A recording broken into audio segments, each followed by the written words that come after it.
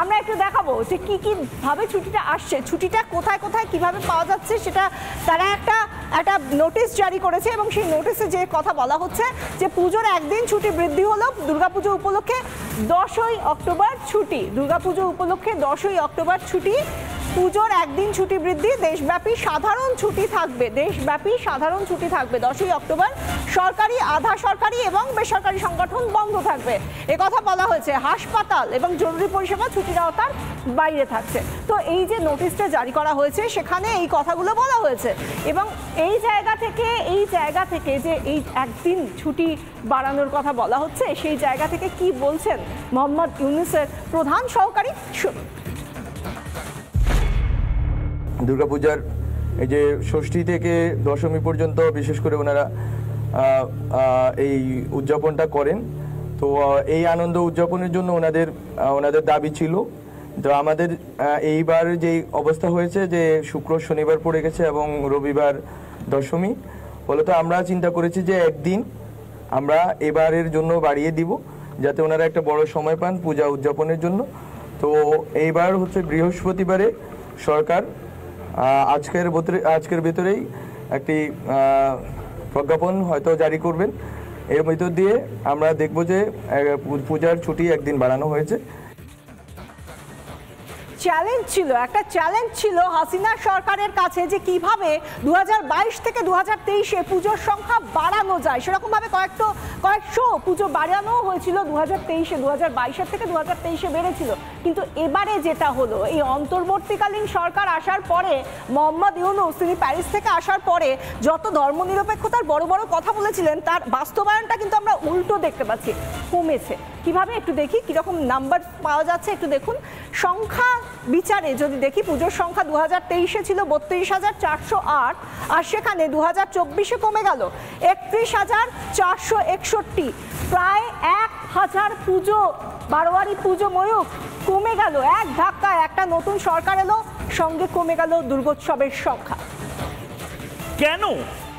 কেন এই দুর্গাপুজো, মানে এটা কোনো অস্ত্র মিছিল নয়, এটা দুর্গাপুজো করা, এটা কোনো ভয়ঙ্কর কর্মকাণ্ড করা নয়, এটা দুর্গাপুজোর 4টে দিন শান্তিপ্রিয়ভাবে উদযাপন করা। কেন এই উদযাপন করতেও মানুষ এখন বাইরে বেরিয়ে এসে ভয় পাচ্ছে?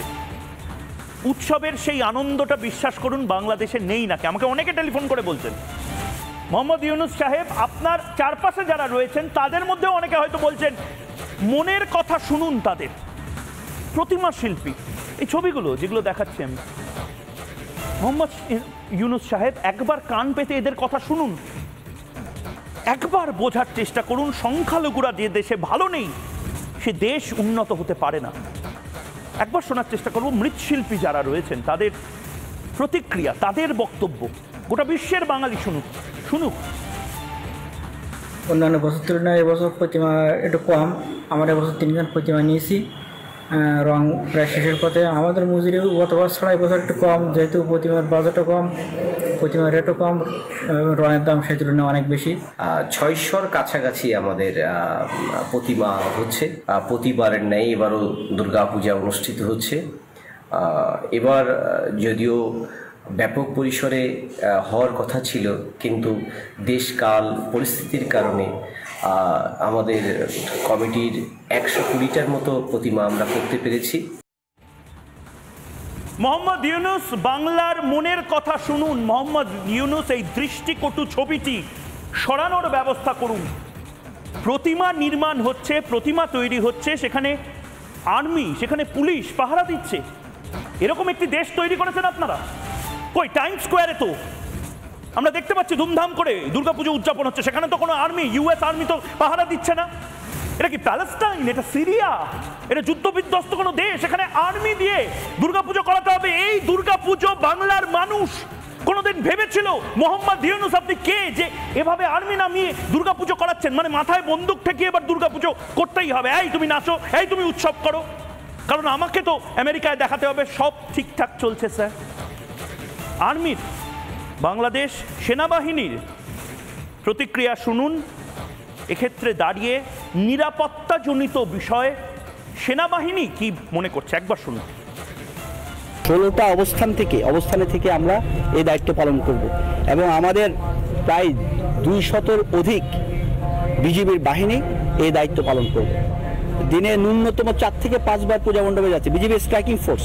ওখানে সার্বক্ষণিকভাবে বিজিবি মোতায়েন থাকবে না, বাট পূজা মণ্ডপে আর চারপাশে সার্বক্ষণিকভাবে বিজিবি থাকবে।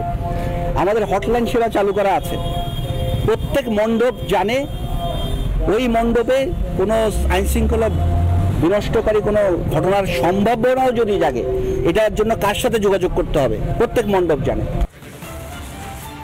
মোহাম্মদ ইউনুস, এটা বোঝার চেষ্টা করুন, বাংলাদেশের হিন্দুদেরও অভিমান হয়। আপনি আর্মি নামিয়ে এটা প্রমাণ করার চেষ্টা করছেন যে আপনার দেশে দুর্গাপুজোটা হয় না, বরঞ্চ সংখ্যালঘুরা আপনার দেশে, আমি আপনার শত্রু নই, আমি চিরকাল বন্ধু ছিলাম, আমরা চিরকাল বন্ধু থাকবো আপনাদের, কিন্তু সংখ্যালঘুদের বেসিক রুট কজ অর্থাৎ গোড়ায় যে গলতটা, সেই গলতটা বদলে দিন, গোটা বাংলাদেশ সুখী থাকবে।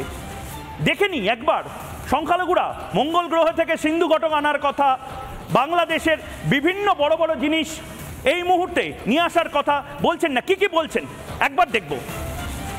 বাংলাদেশের হিন্দুদের দাবিগুলো কি? দ্রুত বিচার, ক্ষতিপূরণ, পুনর্বাসন। যারা বাংলাদেশে এরকম ভাঙচুর চালাচ্ছে, সংখ্যালঘুদের উপর আক্রমণ করছে, তাদের দ্রুত বিচার করতে হবে, সংখ্যালঘু সুরক্ষা আইন প্রণয়ন করতে হবে। করতে পারবেন না? সংখ্যালঘু মন্ত্রক গঠন করতে হবে, মাইনরিটি কমিশন বা মাইনরিটি মিনিস্ট্রি আমাদের দেশেও আছে, গোটা পৃথিবীতে আছে, আপনাদের দেশে এটা তৈরি করতে পারবেন না? হিন্দু ফাউন্ডেশন গঠন করতে হবে। মঙ্গল গ্রহে এনে দেওয়ার কথা বলছে না, হিন্দু ফাউন্ডেশন শুধু তৈরি করুন, দেবোত্তর সম্পত্তি পুনরুদ্ধার করুন। এই যে হিন্দুদের এত সম্পত্তি যে হাতছাড়া হয়ে যাচ্ছে, শিক্ষা প্রতিষ্ঠানে সংখ্যালঘুদের উপাসনালয়, একটু কিছুটা সময় মা দুর্গার সাথে, প্রভু জগন্নাথের সাথে কাটানোর সময়টুকু দিন। আধুনিক সংস্কৃত ও পালি শিক্ষা বোর্ড তৈরি করতে হবে। ধ্রুপদী ভাষা ভারতবর্ষের। দুর্গাপূজায় 5 দিন সরকারি ছুটি দিতে হবে। দয়া দাক্ষিণ্য করে দয়া করে 1 দিন ছুটি বাড়িয়ে দিলাম, 2 দিন ছুটি বাড়িয়ে দিলাম, এই তোমরা এবার উদযাপন করো, এরকম করবেন না প্লিজ। এটা সেন্টিমেন্টাল লাগে, এটা আঘাত লাগে। এই জিনিসগুলো করার কথা, আপনারা এটা করতে পারবেন না। আমি আবারও বলছি যে এই ছবিগুলো অত্যন্ত ডিস্টার্বিং।